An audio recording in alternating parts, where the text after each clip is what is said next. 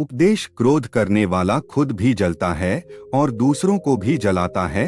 4 वर्ष पहले बुद्ध अपने शिष्यों को दे रहे थे उपदेश, तभी एक व्यक्ति को बुद्ध की बातें अच्छी नहीं लगी।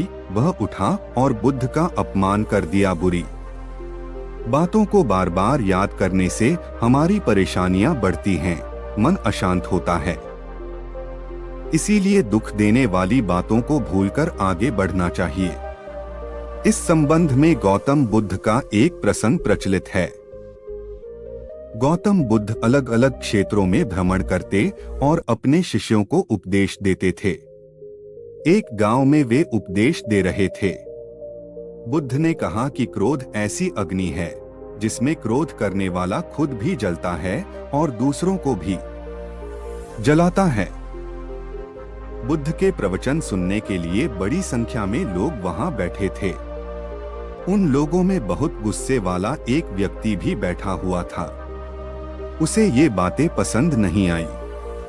वह अचानक उठा और बोलने लगा कि बुद्ध, तुम पाखंडी हो। बड़ी बड़ी बातें करना ही तुम्हारा काम है। तुम लोगों को भ्रमित कर रहे हो। तुम्हारी ये बातें आज कोई मायने नहीं रखती हैं। व्यक्ति लगातार बुद्ध को अपमानजनक बातें सुना रहा था।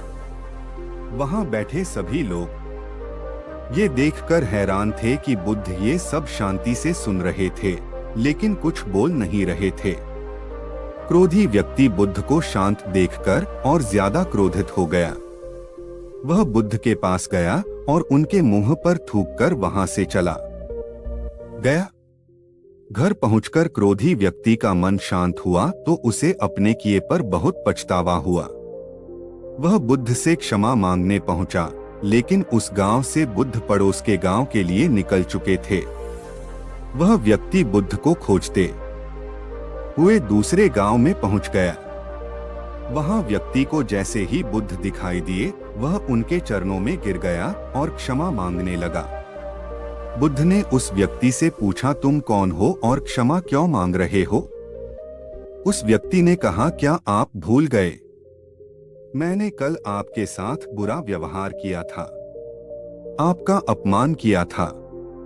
बुद्ध ने कहा, बीता हुआ कल मैं वहीं छोड़ आया हूं और तुम अभी भी वहीं रुके हुए हो। तुम्हें गलती पर पछतावा है, तुमने पश्चाताप कर लिया। अब तुम निष्पाप हो गए हो। बुरी बातें याद करते रहने से हमारा आज बर्बाद हो जाता है। इस आदत की वजह से भविष्य भी बिगड़ सकता है।